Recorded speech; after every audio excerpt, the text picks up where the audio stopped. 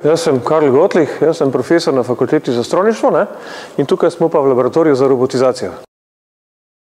Laboratorij ima dve osnovni dejavnosti, kako vsi laboratoriji na univerzi. Eno je pedagoški del, kjer naši študenti, tisti, ki te predmete zbirajo, lahko pridobivajo praktične izkušnje pri programiranju robotov ali recimo izkušnje, kako delujejo krmilniki, ker tukaj delajo študenti strojništva, elektrotehnike, mehatronike. Drug del, ki je pa zelo pomemben, je pa tudi raziskovalno delo, kjer pa razvijamo pač neke nove tehnologije ali pa poskušamo neke tehnologije, ki so že uveljavljene, robotizirati. Sama robotizacija je v naši industriji že kar prisotna, čeprav v glavnem v zelo, bi rekel, zdaj več ne tako inovativnih okoljih. Seveda, robot je postal vsakdanji industrijski objekt, ki se uporablja brez kakršnih problemov, tudi cenovno ni več kaj groznega. Kaj mi poskušamo, in zato tudi pač iščemo pomoč industrije in pa sodelovanje z industrijo, vpeljati neke tehnologije, ki so do zdaj, bi rekel, na meji.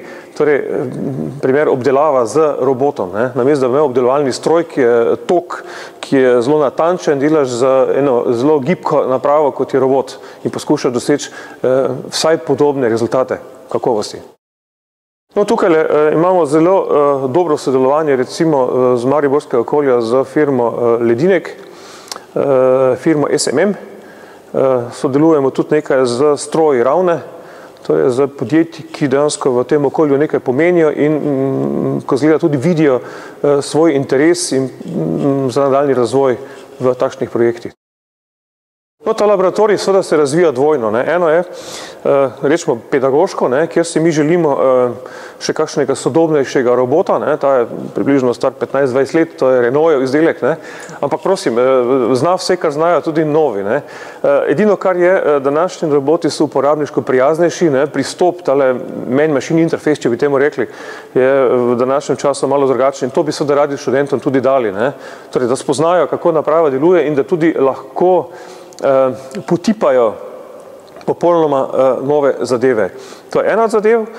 Druga zadeva, kar se pa tiče industrijsko uporabo, pa seveda razvijati ta naš način obdelave z roboti naprej.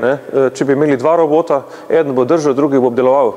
Zdaj se pa ne ve, kdo je tisti, ki potem kaj zares naredi. To je bodočnost. Bodočnost takih fleksibilnih, inteligentnih obdelovalnih sistemov je v matrikah robotov, ne več toliko v obdelovalnih sistemih.